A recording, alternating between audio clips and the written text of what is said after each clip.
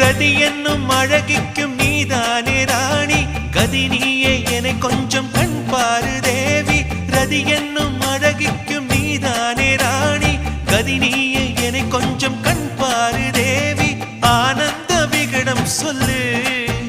என்னை பேரின்ப நதியில் தள்ளு ஆனந்த விகடம் சொல்லு